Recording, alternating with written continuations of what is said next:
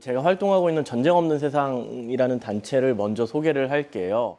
저희 전쟁 없는 세상은 2003년에 만들었습니다. 그래서 2003년 이후에 태어나신 분 한번. 네, 전쟁 없는 세상이 여러분보다 나이가 많아요. 2003년에 어떤 일이 있었냐면은 2003년에 이전에 태어나신 분들 중에 한 분 혹시 어떤 일이 있었는지 기억나세요?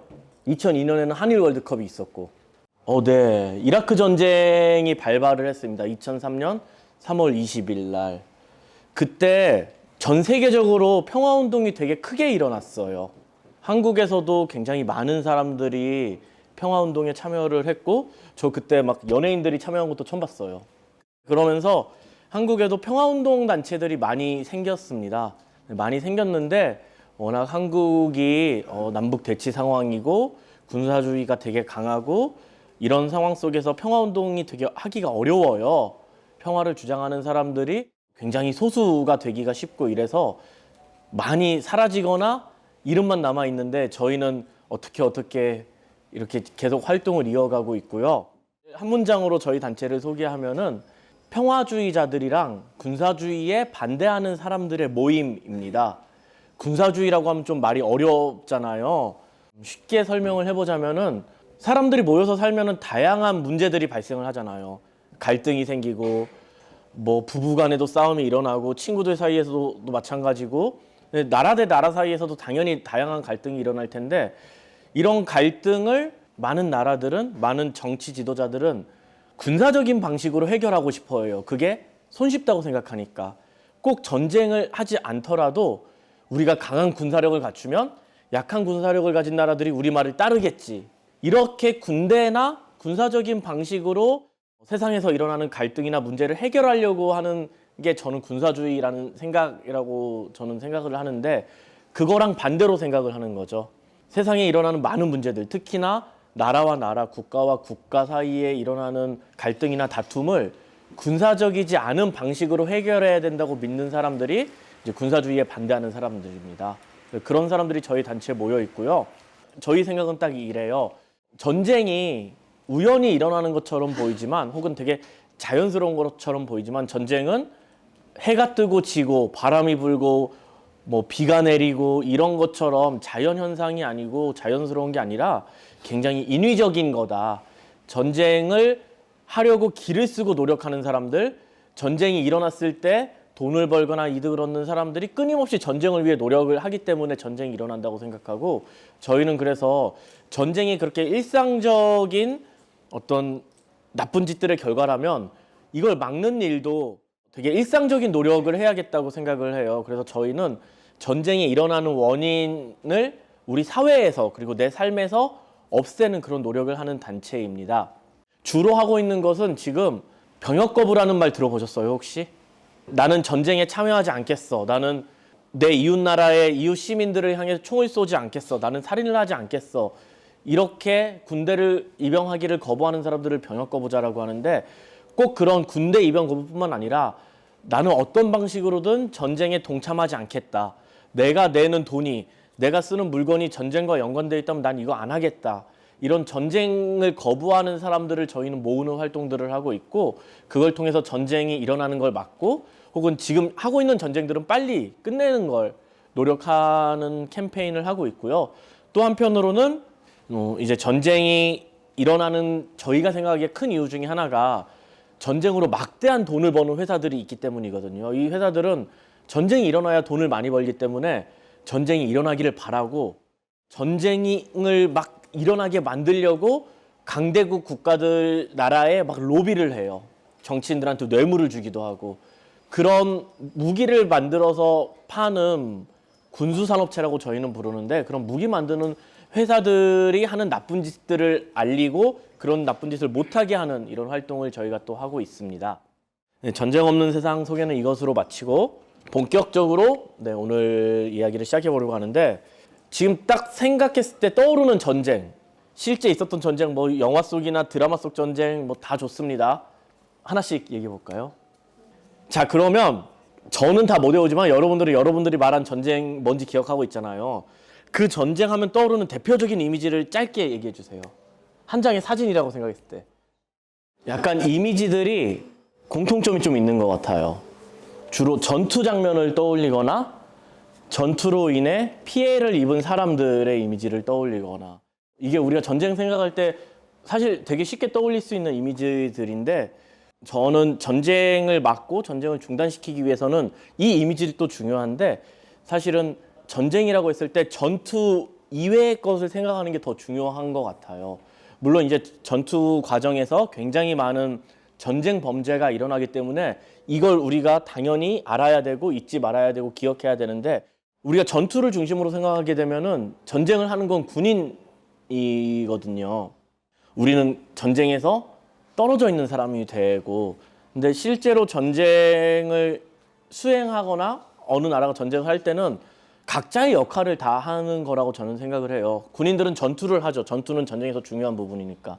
하지만 군인들만 있다고 전쟁이 계속 지속될 수는 없고, 전투를 하는 군인들이 쓰고 먹고 마시고 이런 것들을 생산하는 노동자들의 역할도 분명히 필요하고, 이걸 만들고 이렇게 하려면 돈이 필요하잖아요. 세금을 내는 우리들의 역할도 분명히 필요하기 때문에 전쟁이라고 우리가 떠올릴 때 어떤 전투 이미지에만 갇혀서는 안 된다, 저는 그렇게 생각을 하고, 오늘 좀 같이 나누고 싶은 이야기는 그런 이야기예요. 여기서 전쟁이 좋은 사람 아무도 없을 거예요. 김정은이나 푸틴도 전쟁이 싫다고 말할 거예요. 자기들은 평화를 사랑한다고 말할 거고, 이스라엘 네타냐후도 마찬가지일 거고요. 전쟁이 좋다고 말하는 사람은 없는데 전쟁은 끊이지 않고 계속되고 있잖아요. 전쟁이 일어나는 원인은 되게 다양할 텐데, 무슨 뭐 정치적인, 종교적인, 문화적인, 경제적인 굉장히 다양한 것들이 되게 복합적으로 작용해서 일어날 텐데, 그래서 왜 전쟁이 일어났냐 물어보면 저는 잘 모릅니다. 너무 많아서 제가 알 수는 없고, 다만 왜 계속 지속되느냐 했을 때 전쟁을 지속하게 해주는 것들에 대해서 좀 이야기를 나눠보고 싶어요. 혹시 넷플릭스에 있는 블랙미러라는 시리즈 아세요? 그 중에 시즌 3의 에피소드 5였나? 한국어로는 보이지 않는 사람들이라는 제목이에요. 영어 원제는 Man Against Fire, 총쏘기를 저항하는 사람이란 뜻이죠. 여기에 나와 있는 대사를 제가 하나 읽어드릴게요. 그놈들의 DNA에 있는 문제가 뭔지 알아? 암 발생률이 훨씬 높지. 다발성 근육 경화증, 기타 등등 질병, 변태 성욕, 범죄 성향 다 들어있어. 이게 나온 맥락이 있는데요. 이 작품을 혹시 보신 분 있나요? 네, 안 보셨으면 제가 할 말이 더 많아지니까 좋습니다. 주인공이 스트라이프라는 아프리카계 미국인 흑인 병사예요. 근데 신병이에요. 아직까지 작전에 투입이 한 번도 안 됐습니다. 처음으로 이제 작전 투입돼서 나도 이제 벌레들을 때려잡을 거야 이런 기대감이 차 있는데, 갑자기 부대에 출동 명령이 내려지는 거예요. 인근 마을에 있는 어느 식량 창고가 벌레들에게 습격을 당했다. 출동을 했는데 벌레들은 이미 사라지고 없습니다. 식량을 다 빼앗아 갔어요. 주민들은 남겨진 식량도 벌레들에게 오염됐을 거라고 생각하면서 다 버려야 된다고 얘기를 해요.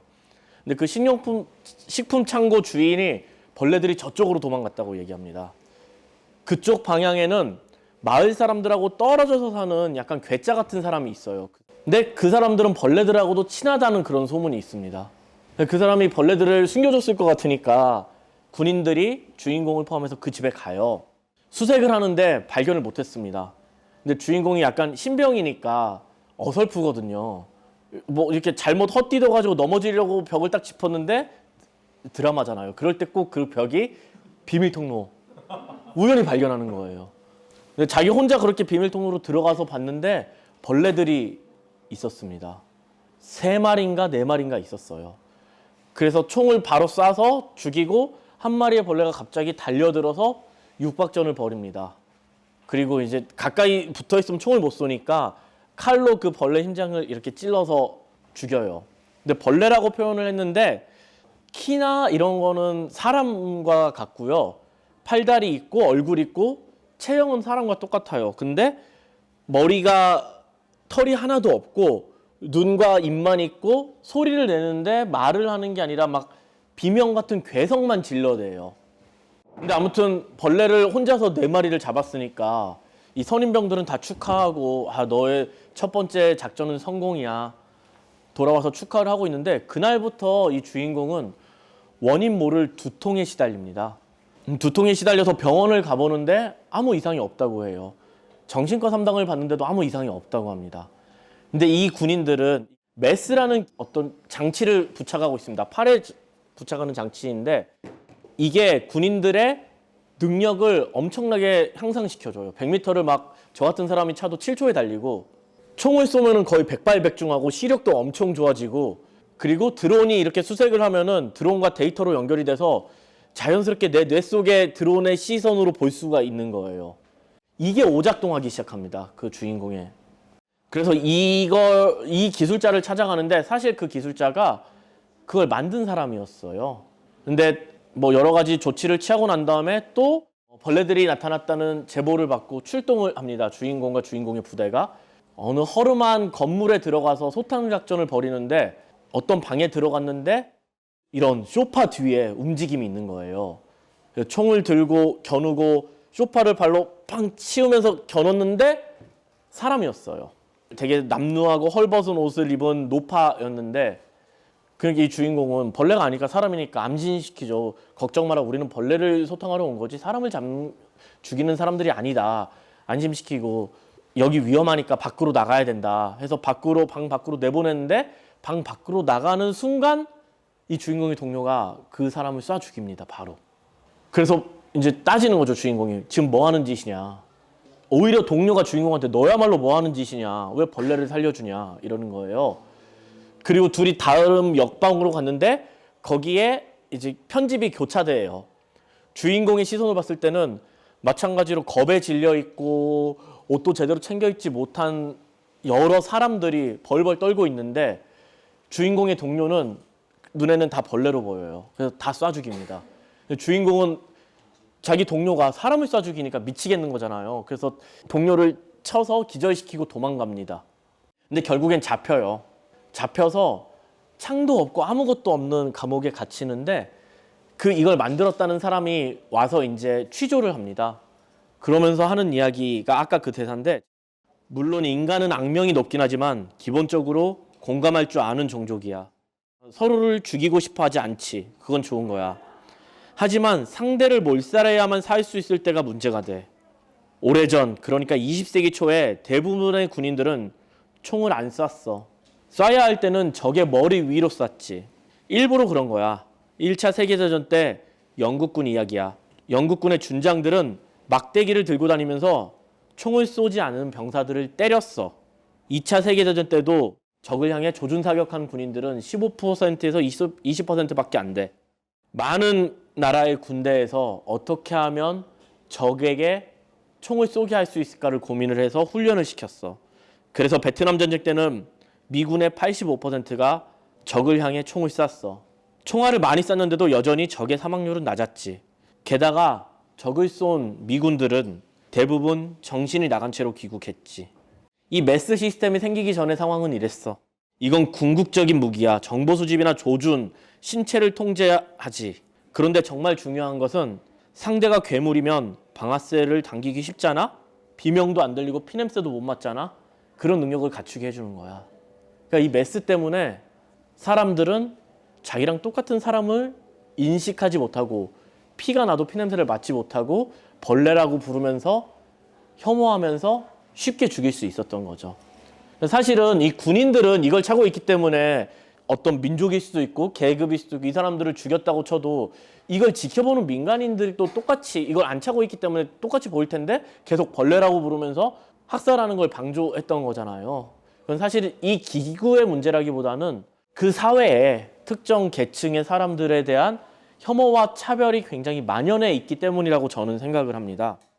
그래서 전쟁이 일어나고 지속되는 가장 중요한 이유 중에 하나는 저는 바로 일상에 만연해 있는 혐오와 차별이라고 생각을 해요. 그래서 전쟁을 수행하는 사람들, 전쟁을 일으키려는 사람들은 전쟁을 시작하기 전에 늘 그 사회의 특정 계층에 대해 혐오와 차별을 굉장히 강화합니다. 일제시대 때 제국주의 일본이 그랬어요. 조선인들 혹은 만주인들을 하등한 민족이라고 부르게 했고 그렇게 차별 대우를 했습니다. 제가 생각하기엔 재밌는 것 같아서 두 문장을 발췌를 해왔는데 이게 누구가 한 말인지 한번 맞춰보세요. 유대인은 문명의 벼룩이다. 유대인은 어떻게든 뿌리 뽑아야지 안 그러면 언제라도 사람들을 들들 볶고 거추장스럽게 군다. 유대인은 지독하게 밟아버리는 것이 상책이다. 가만두면 나중에 당하기 마련이다. 히틀러는 아니고 히틀러의 오른팔인지 왼팔인지 아무튼 그 나치 정부의 선전장관이었던 괴벨스가 한 말입니다. 그런 혐오와 유대인에 대한 혐오와 차별이 만연했기 때문에 아우슈비츠가 가능했던 것이죠. 그럼 이거는 누가 했는지 맞춰보세요. 가자 지구의 전면 봉쇄를 명한다. 가자에는 이제 전기도, 음식도, 연료도 없을 것이다. 모든 것을 차단한다. 우리는 인간 동물과 싸우는 중이기 때문에 그에 맞춰 행동할 것이다. 이건 최근에 나온 발언입니다. 이스라엘 국방부 장관 요아브 갈란트라는 사람이 한 말입니다. 사실은 한쪽은 유대인이 피해자고 한쪽은 유대인이 가해자인데 결국에는 둘 다 똑같이 특정 민족, 특정 국가, 특정 집단에 대한 혐오와 차별을 공공연하게 드러내고 퍼뜨리고 있는 것이죠. 그렇기 때문에 2차 세계대전 당시에 나치가 유대인을 그렇게 학살할 수 있었던 것이고, 그렇기 때문에 지금 이스라엘이 가자지구 팔레스타인에 대한 학살을 저는 이어갈 수 있다고 생각을 합니다. 물론 그것만이 이유는 아니라 다른 많은 요인들이 복합되어 있겠죠. 이 두 가지 예만 들었지만 사실 거의 모든 전쟁에서 이런 일들이 반복적으로 발생하고 있습니다. 저는 그래서 혐오와 차별이 전쟁이 계속 지속되게 하는, 일어나게 하는 되게 중요한 거라고 생각을 하고, 마찬가지로 우리가 전쟁을 멈추기 위해서라면 혹은 전쟁이 일어나지 않게 하려면 일상적인 혐오와 차별에 맞서고 그런 혐오와 차별이 우리 사회에서 발붙이지 못하게 하는 게 저는 중요하다고 생각을 합니다. 두 번째도 제가 영화를 하나 준비해 왔는데, 혹시 바이스라는 영화, VIC, 배트맨으로 나오는 크리스찬 베일이 굉장히 배트맨과는 다른 이미지로 나오는데요. 웰버도 완전 달라요. 딕 체니라는 미국의 정치인으로 나옵니다. 딕 체니의 일대기를 다룬 영화예요. 그래서 젊은 시절부터 현재 모습까지 나오는데요. 이것도 대사 하나를 제가 가져왔는데, 당신의 가족을 지켜낸 걸 사과하지 않을 겁니다. 필요한 조치를 한 걸 사과하지도 않을 거고요. 그 덕에 당신 가족이 편히 잠들 수 있었죠. 라는 대사가 나옵니다. 딕 체니는 미국의 부통령이었습니다. 영화는 젊은 시절부터 시작해요. 개차반인 인간이었어요. 맨날 술 퍼마시고 도박하고 섹스와 마약에 찌들어 있는 개차반인 인간이었는데, 여자친구가 너 이따위로 살면 우리 끝이야 해서 그때 갑자기 정신을 차리고 도널드 럼스펠트라는 공화당의 정치인의 비서로 들어갑니다. 그러면서 정치인의 인생이 시작이 되는데요. 조지 화이트 부시라고 1990년에 걸프 전쟁을 일으켰던 공화당 출신의 미국 대통령이에요. 이 부시 행정부에서 한국으로 치면 국방부 장관을 역임합니다. 근데 그 다음에 민주당의 클린턴이 대통령이 되잖아요. 직장을 잃었는데 더 좋은 데로 가요. 헬리버튼이라는 군수산업체의 최고 경영자로 들어가게 됩니다. 왜냐면 국방부 장관이었기 때문에 미 국방부의 고급 정보를 많이 알고 있잖아요. 회전문 인사라고 하는데 우리나라에서도 많이 일어나는 일입니다. 뭐 별 몇 개 단 장군들이 무기회사로 들어간다든지, 아니면은 뭐 어디 부장검사, 뭐 무슨 차장검사, 고검장들이 삼성 같은 기업에 들어가서 사내 변호사가 된다든지, 그런 걸 회전문이라고 하는데, 데려가서 그 사람의 인맥과 정보와 이런 거를 회사가 써먹는 것이죠. 딕 체니가 헬리버튼의 CEO로 재직을 하다가 민주당의 클린턴 대통령이 스캔들로 인해서 이제 인기가 떨어지고 다음 대선이 치러지는데, 조지 부시 대통령, 이라크 전쟁을 일으킨 조지 부시 대통령이 찾아옵니다. 딕 체니를. 자기가 이번에 대통령이 출마하려고 하는데 당신이 부통령이 되어주면 좋겠다. 부통령 후보가 돼서 나랑 런닝메이트로 나가자. 처음에는 거절을 해요. 딕 체니의 아들인지 딸인지가 성소수자였어요. 그것 때문에 거절을 합니다. 내 아이의 인생이 내가 출마하면 힘들어질 거다. 나쁜 놈들 중에 되게 가정적인 사람들 많아요. 자기 자식은 잘 챙기는. 근데 거듭된 설득으로 딕 체니가 결국 승낙을 하고 선거에 나갔는데 그 둘이 당선이 되죠. 당선이 됐는데 조지 부시 행정부에서 딕 체니는 흔히 말하는 매파, 미국 정치권 안에 매파와 비둘기파가 있대요. 매파는 강경파예요. 더 많은 전쟁을 치르고 더 강한 군사력으로 미국이 세계를 제패해야 된다. 비둘기파는 그렇다고 평화를 사랑하지는 않고요. 외교적인 걸 병행하는 거 정도입니다. 근데 딕 체니는 가장 강경한 매파였어요. 9.11 테러가 2000년에 일어나잖아요. 저도 아직도 기억나는데 처음에 영화인 줄 알았어요. 아침에 일어나서 뉴스를 보는데 비행기가 그 세계 무역센터 건물에 이렇게 충돌해가지고 사람들이 4,000명 넘게 죽는 사건이었는데 그 뒤에 딕 체니는 부시 행정부에서 제일 강력하게 테러와의 전쟁을 우리는 수행해야 되고 악의 축들과 전쟁을 수행해야 된다. 이라크를 우리는 침략해야 된다. 이라크가 대량 살상 무기를 가지고 있다. 이걸 주장을 해서 결국 그걸 관철시킵니다. 근데 뭐 그 이라크 전쟁은 사실은 거짓말에 의한 전쟁인 게 나중엔 다 밝혀졌어요. 이라크의 사담 후세인이 당연히 독재자였고 나쁜 사람인 건 맞지만 미국이 주장하는 그런 대량 살상 무기는 발견되지 않았습니다. 근데 전쟁이 2003년에 시작돼서 10년 정도 끌어요. 뭐 초반에 당연히 미국이 훨씬 강력한 화력으로 후세인을 전복시키지만 이라크를 안정화시키지 못하고 10년 가까이 끌어갑니다. 많은 미군들이 죽겠죠. 처음에 읽어드렸던 이 대사가 이 영화상에서 딕 체니가 퇴임하고 나서 한참 뒤에 언론에서 인터뷰를 하게 되는데 이제 인터뷰 준비 장면이 나와요. 근데 화면은 블랙이에요. 그냥 까맣고 준비하는 소리만 나오고 화면에는 그런 자막들이 계속 올라갑니다. 뭐 몇 년 동안 지속된 전쟁으로 미군 얼마가 사망을 했다. 그 기간 이라크 사람들은 몇 명이 사망했다. 이런 전쟁 피해 사실들이 올라가고 인터뷰가 시작돼서 앵커가 그 점을 지적을 합니다. 책임감을 느끼지 않느냐. 무모한 전쟁이고 잘못된 전쟁이었다는 얘기가 많다. 그 전쟁으로 이라크 사람들은 말할 것도 없고 수많은 미국 시민들이 죽어야만 했다. 책임감을 느끼지 않냐라고 했을 때 이 대사를 해요. 저는 그렇게 연기도 못하고 그렇게 재수없는 사람이 아니라서 맛깔나게 말은 못하는데 내 덕분에 네 가족들이 발 뻗고 잘 수 있는 거다. 이 대사를 합니다. 근데 제가 이 딕 체니 얘기를 길게 한 이유는 이 사람이 군소산업체의 CEO였기 때문이에요. 딕 체니가 CEO로 있던 할리버튼은 이라크 전쟁이 일어난 다음에 미국이 엄청나게 많은 폭탄을 이라크에 쏟아 부었으니까 사회시설이 많이 파괴됐을 거잖아요. 이라크 재건 사업의 80% 이상을 따냅니다. 이게 자본주의라도 안 되는 일인 걸 몰아주기를 한 거니까. 그리고 딕 체니는 부통령 퇴임 이후에도 할리버튼으로부터 거의 연금으로 몇십억 달을 해마다 받습니다. 아무런 대가성이 없다고 양쪽은 밝혔지만 어느 누구도 그렇게 생각하지 않을 거예요.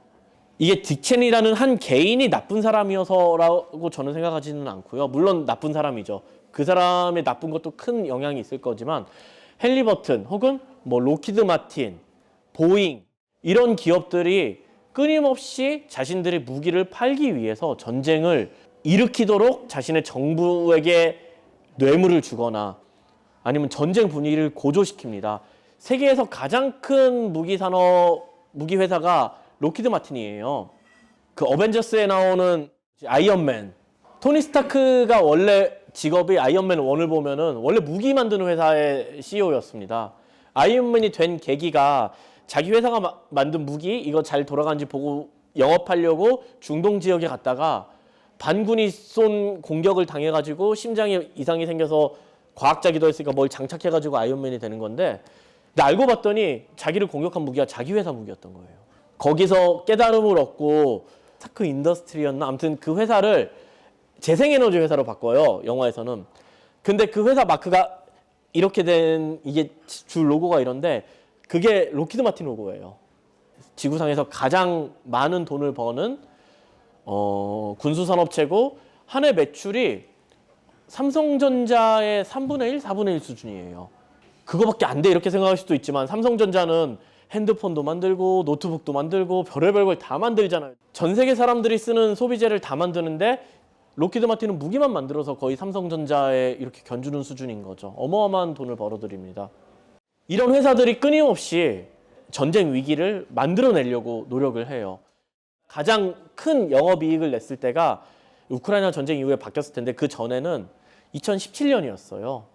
2017년에 어떤 일이 있었냐면은 1월 초부터 트럼프와 김정은이 서로 트위터에서 싸웁니다. 지금은 X지만 그 당시 트위터에서 내 책상에 핵단추가 더 크다.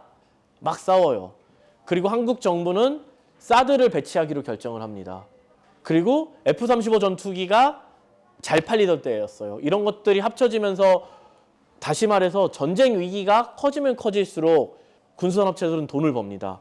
근데 이게 닭이 먼저냐 달걀이 먼저냐 같은 건데 전쟁 위기가 커져서 돈을 벌기도 하지만 돈을 벌기 위해서 전쟁 위기를 만들기도 하거든요. 딕 체니 같은 사람들이 미 행정부에 들어가서 그런 역할을 하기도 하고. 그래서 저의 생각 그리고 전쟁 없는 세상의 생각은 이런 군수산업체들이 전쟁, 살인 무기를 사고 팔아서 돈을 벌기 때문에 전쟁이 지속된다고 생각을 합니다. 군수산업체들 입장에서는 무기에도 유통기한이 있거든요. 두 가지 측면에서 유통기한이 있습니다. 물론 저희가 사 먹는 뭐 두부나 이런 것보다는 유통기한이 길겠죠. 근데 이것도 사람이 만든 물건이기 때문에 오래 두면은 녹슬고 망가져서 못 써요. 그래서 유통기한이 있고 또 하나는 컴퓨터처럼 최첨단 과학기술이 들어가 있기 때문에 과학기술이 계속 발달하잖아요. 조금 지나면 쓸모없는 무기 체계가 돼요. 그렇기 때문에 과잉 생산해 놓은 걸 다 팔아치워야 되는 거예요. 그래서 더더욱 무기 회사들은 계속 전쟁 위기가 큰 것처럼 만듭니다. 부풀립니다. 그래서 각국의 무기를 사게끔 하는 거죠. 우크라이나 전쟁이 일어난 다음에 모든 무기 회사들의 매출과 주가가 폭등을 해요. 그리고 한국 기업들의 주가도 폭등을 합니다. 제가 가져온 자료가 이게 2022년 6월 30일 대비 7월 25일 그 한 달 동안이에요. 2022년 2월 24일 날 우크라이나 전쟁이 일어났는데 한 4개월 뒤죠. 현대 로템은 주가가 20%가 오릅니다. LIG 넥스원은 12.5%가 오르고요. 하나 에어로스페이스는 6.32%가 오릅니다. 하나가 제일 규모가 크기 때문에 퍼센티지는 낮지만 실제로는 엄청나게 오른 거예요. 이런 식으로 군수산업체들이 돈을 벌기 때문에 저희는 전쟁이 지속된다고 생각을 하고 다시 말해서 군수산업체들이 살인을 하는 것 외에는 사실상 쓸모가 없는 그런 무기들을 마음대로 만들어서 사고 팔지 못하게 한다면 전쟁이 지금 당장 사라지진 않겠지만 좀 덜 일어나거나 아니면 전쟁의 규모나 전쟁 피해 규모가 저희는 줄어들 거라고 생각을 합니다. 그리고 제가 마지막으로 영상을 하나 더 가지고 왔었는데 가사가 이런 가사예요. 너무 야속한 시간 나는 우리가 밉다. 조금만 기다리면 며칠 밤만 더 세우면 만나러 갈게 데리러 갈게. 무슨 노래인지 혹시 아세요? BTS 노래 중에 봄날이라는 노래 혹시 아세요? 저도 몰라요 잘. 근데 봄날 뮤직비디오를 보다가 제가 한 장면을 보고 깜짝 놀랐어요. 이 멤버 중에 하나가 어떤 조그만 역에 막 이렇게 밤에 달려가는데 역에 오멜라스라고 써 있습니다. 막 찾아봤죠. 어슐라 르긴이라는 SF 작가가 쓴 소설 중에 오멜라스를 떠나는 사람들이라는 정말 재밌고 좋은 작품이 있어요. 여러분 꼭 읽어보세요.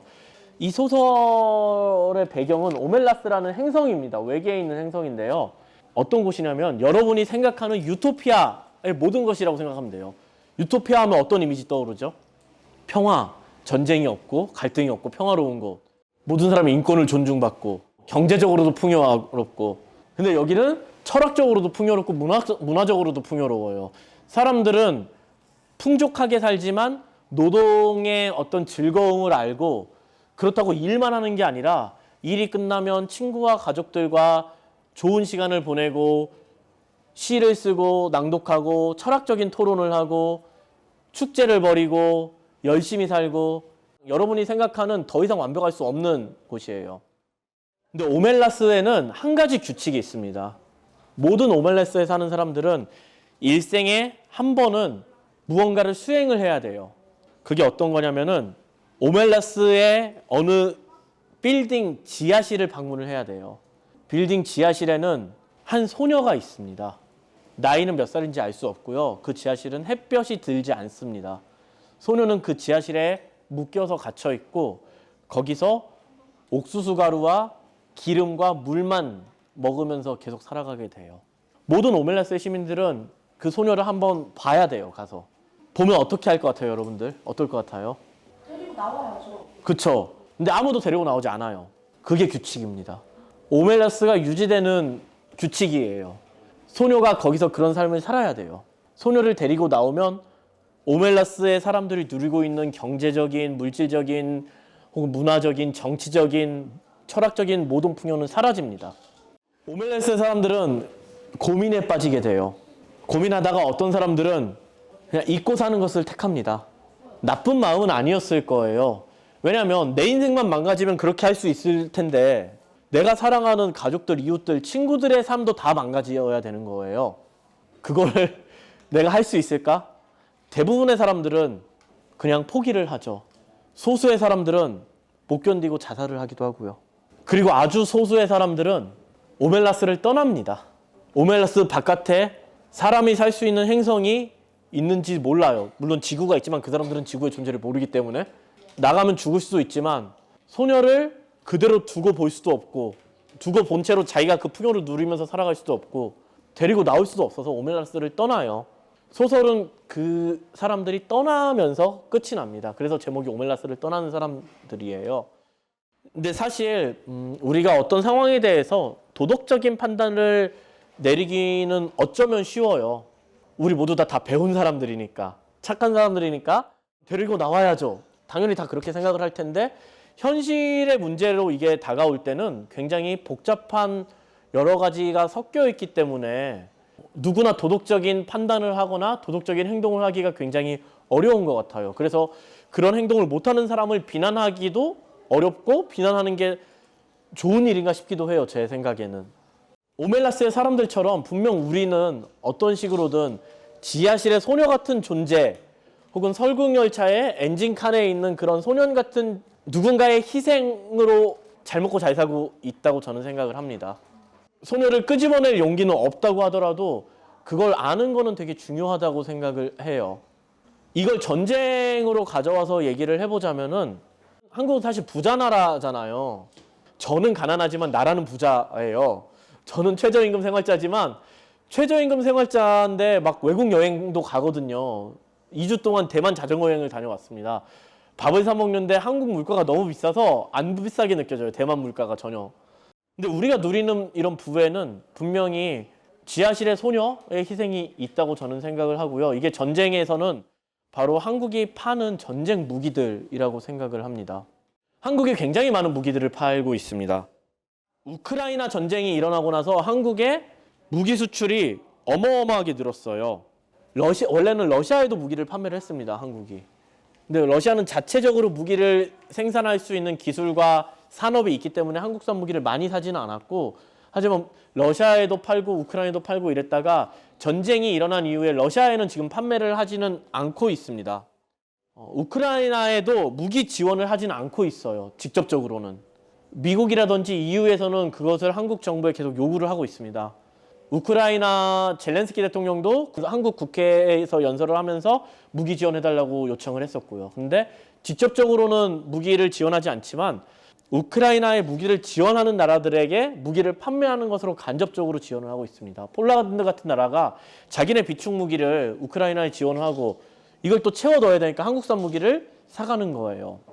폴란드, 캐나다, 미국 등에 이렇게 판매를 하고 있고요. 그러면서 한국의 무기 수출 액수가 안 그래도 가파르게 상승하고 있었는데 2022년 이후에 훨씬 더 심하게 올랐습니다. 이걸 비교해봤어요. 제가 최저임금에 민감해가지고 2007년에 최저임금이 시급 3,480원이었습니다. 근데 2022년에는 9,160원. 대충 3배가 올랐죠. 근데 무기 수출액은 2007년에 10억 달러였어요. 근데 2022년에 170억 달러가 됩니다. 17배가 올랐습니다. 최저임금이 17배가 올랐으면 좋았을 텐데. 우크라이나 전쟁 특수를 굉장히 많이 누리고 있어요. 경제지들에서는 되게 낯뜨거운 기사들이 많이 올라옵니다. 한국의 K방산, 날개 돋친 듯 팔린다. 근데 이게 입장 바꿔서 생각해보면 되게 기분 나쁜 일일 수 있거든요. 2차 세계대전 때 무기를 만들어서 조선을 침략하는 걸로 돈을 벌었던 전범 기업들이 한국 전쟁 때 돈을 엄청나게 벌어들입니다. 전쟁 특수로. 한국 사람들이 이걸 좋아할 리가 없잖아요. 당연히 저도 싫고. 한국 사람이 아니라 평화와 인권을 생각하는 어느 나라 시민이라도 이거는 용납해서는 안 될 일이죠. 근데 우리나라 기업이, 한국 기업이, 물론 이제 한국의 군수산업체들은 일본의 군수산업체들처럼 그런 전범 기업이라고 할 수는 없겠죠. 하지만 다른 나라에서 일어난 전쟁으로 우리가 돈을 벌어들인다? 저는 이게 떳떳하고 당당한 일은 아니라고 생각을 합니다. 지금 많은 사람들에게 익숙한 전쟁 중에 하나인 이스라엘과 팔레스타인 전쟁이라고 부르기도 거시기 하죠. 일방적인 학살이기 때문에 전쟁이라면 사실 당연히 힘의 격차가 있기 때문에 어느 한쪽이 더 피해를 보는 게 당연하지만 그래도 이게 맞서 싸워야 되는데 사실 이거는 학살이죠, 학살. 이스라엘의 팔레스타인 학살에도 한국 정부가 연루되어 있습니다. 많은 한국 정부의 무기 수출액을 생각하면 아주 많은 금액은 아니지만 2014년 이후에 한국은 이스라엘에 약 570억 원어치의 무기를 판매했습니다. 2014년이 중요한 이유는 이때도 이스라엘 정부가 지금과 같은 규모는 아니었지만 팔레스타인을 폭격을 하고 국제사회가 굉장히 이스라엘 정부를 비난을 하고 이럴 때였어요. 다시 말하면은 이스라엘이 팔레스타인 사람들을 죽이고 있는데 쓰일 게 뻔한 무기를 또 전해준 거죠. 근데 한국 정부는 무기거래 조약에 가입했습니다. 한국의 헌법에서는 국제법은 국내법과 같은 효력을 지닌다고 하고 있어요. 한국이 가입한 무기거래 조약에서는 이 무기가 어느 나라에 팔렸을 때 그 나라가 학살이라든지 민간인을 죽이는 일에 이 무기를 쓸 게 너무 자명하면 거기에 무기를 팔면 안 된다는 내용이 있습니다. 지금 이스라엘이 팔레스타인 사람들을 어마어마하게 학살하고 있는데 지금 이스라엘의 무기를 파는 것은 사실은 이스라엘의 팔레스타인 학살을 동조하는 일이 되는 거잖아요. 무기만 파는 게 아니라 한국의 방위산업 기업들은 이스라엘 기업들과 굉장히 끈끈하게 기술 개발 협력을 이어가고 있습니다. 세계 100대 방산 기업 중에 한국이 4개 회사가 들어가 있는데 이스라엘도 4개가 들어가 있어요. 되게 비슷해요. 한국에서는 가장 큰 회사가 한화 에어로스페이스인데 이스라엘은 LB 시스템즈고 둘이 순위도 비슷합니다. 그리고 그 두 회사가 많은 분야에서 기술 협력을 하고 있습니다. 무기 생산 개발에 있어서. 이게 큰 액수는 아니라고 하더라도 어떤 정치적인 책임에 있어서 물론 더 큰 범죄를 저지른 것에 연루된다면 더 큰 책임이 있겠지만 사람을 100명을 죽였던 1명을 죽였던 살인자잖아요. 마찬가지로 이스라엘이 자행하는 학살에 미국, 영국 이런 정부들에 비하면 한국 정부는 책임의 정도를 따지고 크기를 따지자면 세 발의 피일 거예요.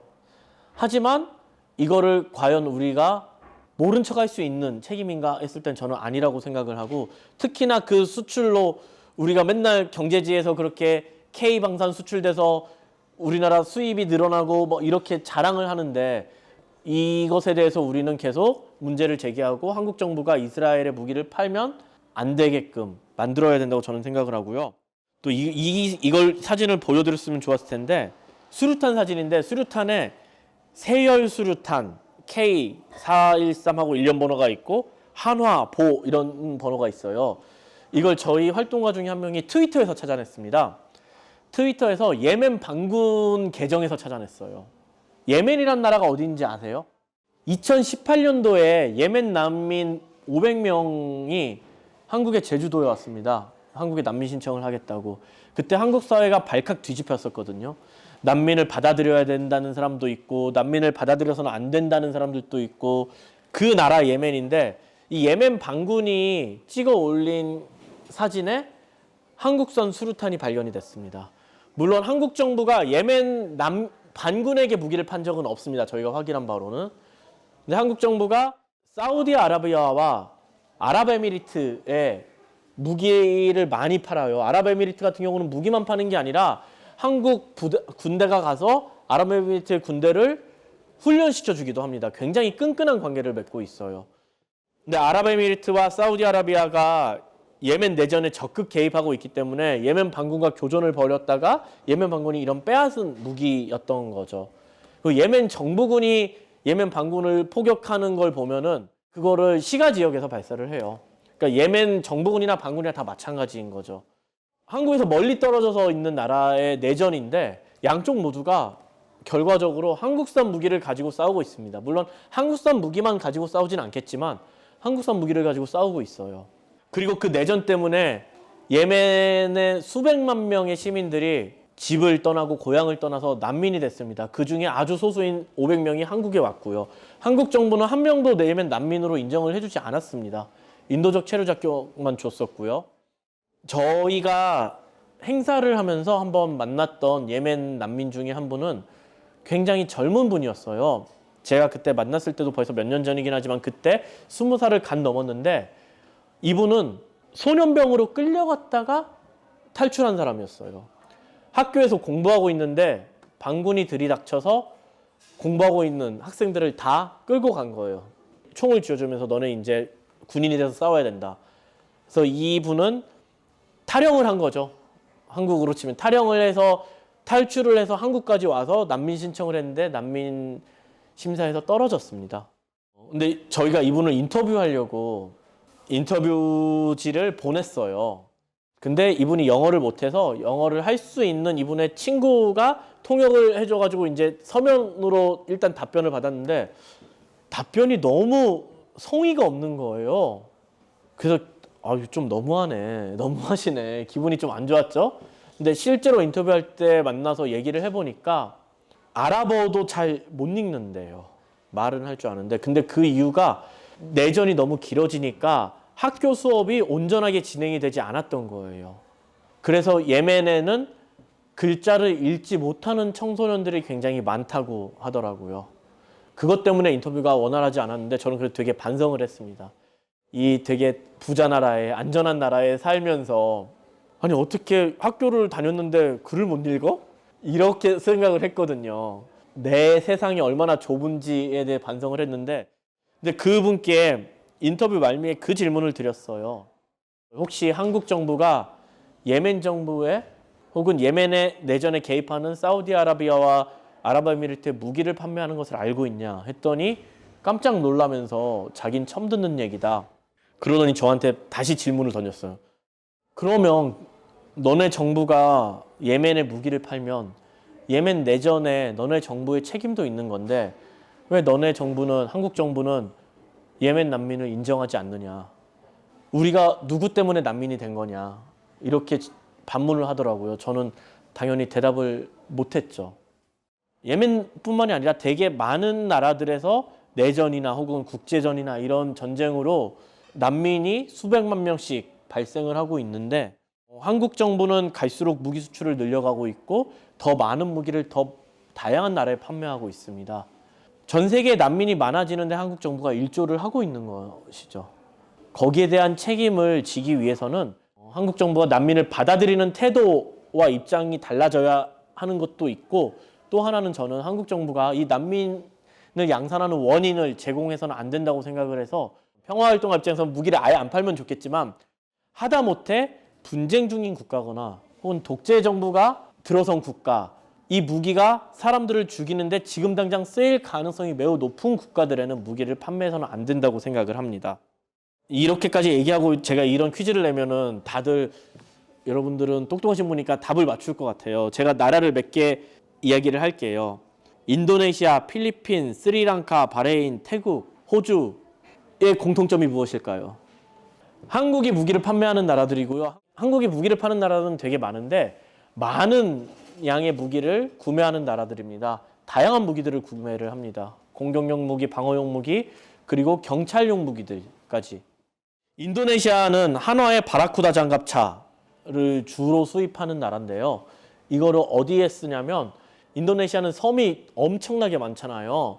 그중에 큰 섬 몇 개가 있고 또 이 호주 위에 뉴기니라는 섬이 있어요. 뉴기니를 딱 절반으로 쪼개서 동쪽은 파푸아 뉴기니라는 나라하고 이 서쪽은 인도네시아예요. 근데 여기는 인도네시아와 인종도 종교도 문화도 언어도 다릅니다. 그래서 이 웨스트파푸아 사람들은 인도네시아로부터 독립하고 싶어 해요. 자기들만의 나라, 정부를 갖고 싶어 합니다. 인도네시아는 그걸 용납하지 않죠. 왜냐하면 여기서 나오는 자원들이 있기 때문에. 그래서 독립운동을 탄압을 합니다. 무엇을 가지고? 한국이 만든 무기를 가지고 탄압을 하는 것이죠. 특히나 인도네시아의 정부는 지금도 민주적인 정부라고 할 수 없어요. 권위주의적인 정부가 들어서 있는 나라입니다. 인도네시아가 한국산 경찰 무기도 많이 수입을 하거든요. 최루탄, 물대포 이런 것들을 자국민에게도 분명히 쓸 겁니다. 인도네시아와 필리핀이 한국산 무기를 가장 많이 수입하는 탑2예요. 필리핀은 얼마 전 대통령이 두테르테였고 지금은 대통령이 바뀌었는데 마찬가지예요. 거의 깡패입니다.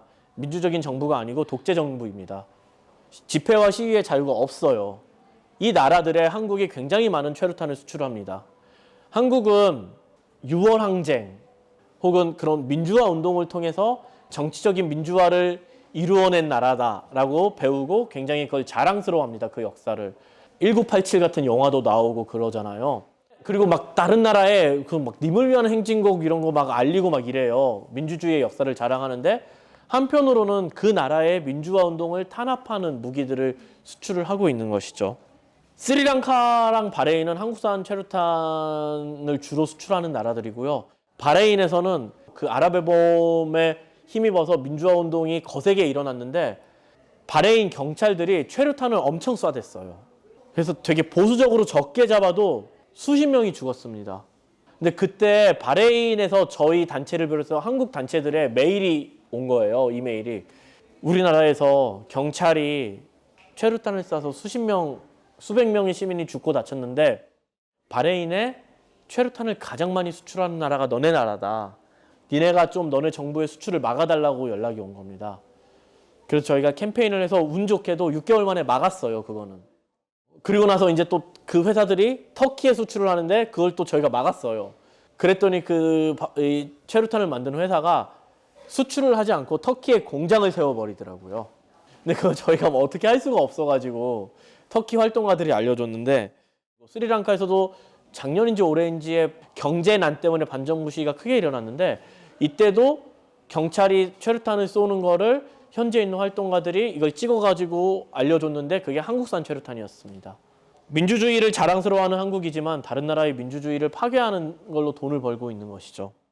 그래서 한국은 지난 10년 동안에 모두 78개 국가에 무기를 판매를 했는데요.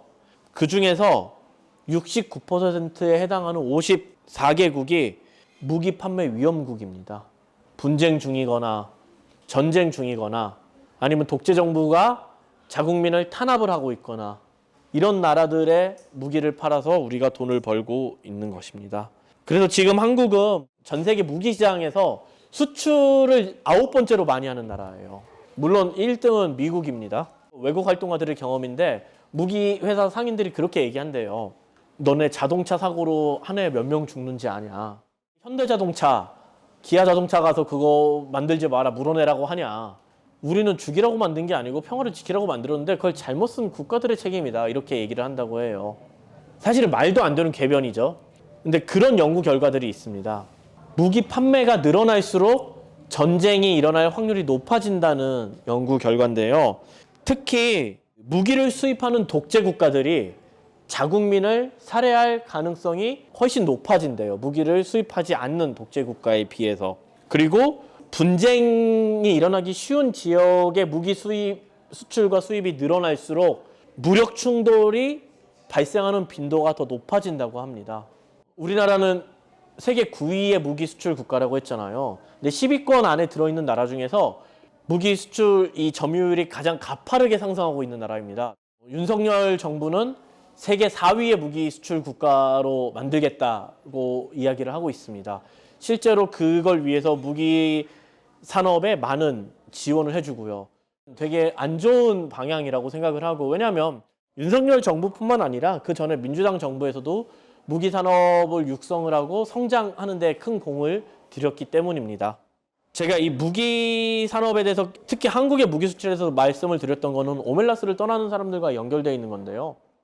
우리가 누리는 풍요가 누군가와 연결되어 있다는 측면도 있지만 저는 이게 나쁘고 비관적이라고만은 생각하지 않습니다. 전쟁을 누가 일으키냐고 하면 주로 어떤 대답이 나오냐면 군수산업체들 아니면 뭐 히틀러나 네타냐후 같은 호전적인 정치인들. 그래서 전쟁의 책임이 그런 대기업들과 정치인들과 군인에게만 있다고 해버리면은 사실은 전쟁을 중단시킬 수 있는 힘도 그 사람들한테 있는 거거든요. 저는 우리에게도 전쟁의 책임이 있다고 생각을 합니다. 보통 사람들에게도 전쟁의 책임이 있다고 생각을 해요. 2차 세계대전 때 아우슈비츠에서 운 좋게 살아남은 작가인 뿌리모 레비는 그런 이야기를 합니다. 독일인들에게 보내는 편지라는 글을 썼는데 유대계 이탈리아인이었고 대학에서 화학을 전공을 했었어요. 근데 아우슈비츠에 끌려갔는데 화학에 대한 지식이 있다 보니까 이 아우슈비츠 수용소에서 독가스로 유대인들을 다 대량 학살을 한 거잖아요. 근데 이걸 운영하기 위해서 사람이 부족하니까 화학에 대한 지식이 있는 프리모리를 차출해서 레비는 예외가 된 거죠. 그래서 수치스럽게 살아남았다고 얘기를 하는데 자기는 그리고 나서 이제 작가가 돼서 자신이 겪은 일들을 쓰는데 전쟁이 끝나고 난 다음에 많은 독일인들이 레비에게 편지를 보냈대요. 미안하다. 근데 우리는 나치 정부가 전쟁을 치르는 건 알고 있었지만 유대인을 잡아가는 것도 알고 있었지만 유대인들을 그렇게 학살하는지를 모르고 있었다. 정말 미안하다. 뭐 이런 식의 편지를 많이 썼나 봐요. 프리모 레비가 그런 공개 편지로 거기에 대한 답을 합니다. 보통의 독일인들, 괴베스나 히틀러나 이런 사람들 말고요. 보통의 독일인들은 알고 싶지 않았기 때문에 몰랐고 모르기 위해서 적극적으로 노력했기 때문에 몰랐다. 나치로부터 떨어져 나오는 약간은 위험할 수 있지만 가장 손쉬운 방법은 나치가 하는 일이 뭔지를 알아차리고 그걸 알리는 일이었는데 그거를 의도적으로 고의적으로 노력을 태만하게 했다 너네는. 그렇기 때문에 나는 독일인들이 그런 면에서 유죄라고 생각한다고 얘기를 해요. 실제로 제 아무리 독재자라고 하더라도 마음대로 전쟁을 할 수는 없습니다. 시작을 할 수는 있겠죠. 의회를 자기가 장악하고 있으면 선전포고를 하고 시작을 할 수 있을 텐데 전쟁을 지속하기 위해서는 국민의 지지와 동의가 필요합니다. 히틀러도 자기 마음대로는 못했어요. 히틀러는 유대인을 싫어하는 만큼이나 노동조합을 굉장히 싫어했습니다. 노동조합은 다 빨갱이다 하고 생각을 했어요. 노동조합을 엄청 탄압을 합니다. 그래서 미국의 기업들이 되게 웃긴 건데 독일에 굉장히 많이 진출해 있었어요. 왜냐하면 기업하기 좋은 나라였거든요. 노동조합이 힘을 못 쓰고 나치 정부가 다 때려잡아 주니까. 그런 식으로 노동조합을 혐오하고 때려잡는 히틀러였지만 전쟁이 길어지니까 노동계급의 협조가 없으면 전쟁을 치를 수가 없기 때문에 39년과 40년인가? 책이 있습니다. 정확한 거. 두 번에 걸쳐서 기업으로부터 세금을 왕창 뜯어내는 법인서 인상을 단행합니다. 영국의 처칠도 마찬가지예요. 요람에서 무덤까지라는 영국의 복지가 탄생한 데에는 2차 대전의 공이 큽니다. 전쟁을 계속 지속하기 위해서 노동자들의 협조가 필요했는데 처칠도 보수당이잖아요. 노동자 친화적인 정책을 펴지 않았습니다. 근데 노동자들의 지지가 필요하기 때문에 그 당시에 국제적으로 사회주의자들은 전쟁 반대를 외쳤는데 영국의 노동당은 전쟁 반대를 안 외칩니다. 처칠과 타협을 한 거예요. 처칠이 준 당근이 그거였죠. 전쟁이 끝나면 노동자들에게 어마어마한 복지를 제공하겠다. 그게 영국이 자랑하는 복지의 근간이 됐고 일본도 사회보장제도가 도입된 게 2차 세계대전 때예요. 그런 식으로 모든 독재자들은 국민의 동의가 없으면 전쟁을 치를 수가 없습니다. 다시 말하면은 일본이 나치가 그렇게 끔찍한 정쟁 범죄를 지속할 수 있었던 데는 독일 국민과 일본 국민들의 전쟁에 대한 지지, 협력, 아니면 최소한 묵인, 외면 이런 게 있었기 때문이죠. 많은 일본인들이 독일인들이 전쟁을 반대했다면 혹은 2002년에 2003년에 많은 미국 사람들이 전쟁을 반대했다면 아무리 부시라도 아무리 히틀러라도 전쟁을 일으킬 수 없었을 것입니다. 혹은 전쟁을 일으켰더라도 지속할 수 없었을 거예요. 그렇기 때문에 저는 보통 사람들의 책임이 크다고 생각하고 책임이 있기 때문에 힘이 있다고 생각을 해요. 보통 사람들의 책임이 전쟁을 멈출 수 있는 보통 사람들, 시민들의 힘이라고 저는 생각을 합니다. 우리에게 이걸 가져오면 세계에서 일어나고 있는 많은 전쟁들, 많은 학살들, 살인들에 한국 정부가, 한국 기업들이 무기를 수출해서 돈을 벌고 있고 이게 지속될 수 있는 것은 우리가 반대를 더 많이 하지 않았기 때문이라고 생각을 해요. 그래서 우리가 잘못했다가 아니라 더 많은 사람들이 한국 정부가, 한국 기업들이 분쟁 지역에 무기를 판매하는 것을 멈추게 한다면 그만큼 세계에서 일어나는 전쟁이 줄어들 거라고 생각을 합니다. 모든 전쟁이 없어지려면 한국 시민들의 노력만으로 안 되겠죠. 미국 시민들의 노력, 영국, 독일, 프랑스 이런 나라들의 시민들의 노력이 당연히 필요할 거고 다행히도 저희들처럼 그런 노력을 하는 사람들이 그 나라들에도 있습니다. 이런 사람들의 힘이 커졌을 때 저는 전쟁이 줄어들고 사라질 것이라고 생각을 합니다. 전쟁 없는 세상을 만들기 위해서는 이런 노력들을 모아가야 된다고 생각을 하고 정치인들이나 기업 이런 사람들의 역할도 되게 중요하지만 그 사람들한테만 맡겨놓아선 절대 안 되고 오히려 시민들의 책임과 역할이 저는 더 중요하다고 생각을 합니다. 오늘 좋은 이야기 함께 나눠주신 저희 몽석에게 다 같이 박수 한번 받아주세요. 감사합니다.